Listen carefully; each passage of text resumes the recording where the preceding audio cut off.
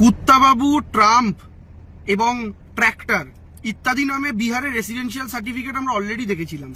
এবার বেড়ালের নামে residential certificate issue হলো এবং সেখানেও দেখা যাচ্ছে যে যে যার নামে ইস্যু হয়েছে তার বাবার নাম হচ্ছে ক্যাটি বস, তার মায়ের নাম হচ্ছে ক্যাটিয়া দেবী এবং যে যার নামে ইস্যু হয়েছে তার নাম হচ্ছে ক্যাট কুমার।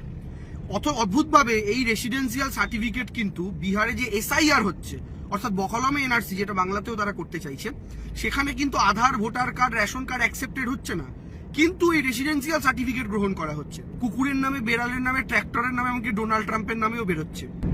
ফলে এই সমস্ত জায়গা থেকে স্পষ্ট বোঝা যায় যে এই মুহূর্তে ডবল ইঞ্জিন সরকারগুলোর কি পরিস্থিতি এবং কিভাবে তারা সাধারণ মানুষের নাগরিকত্ব নিয়ে ছিনিমিনি খেলছে। যেটা একজন সাধারণ মানুষের জন্য তার দেশের মাটি, তার নাগরিকত্ব, তার আবেগের বিষয়, সেই ব্যাপারটা বর্তমানে ভারতীয় জনতা পার্টির বিভিন্ন সরকারগুলোর কাছে ছেলে খেলার বস্তু, ফুটবল ক্রিকেটের বলের মতো।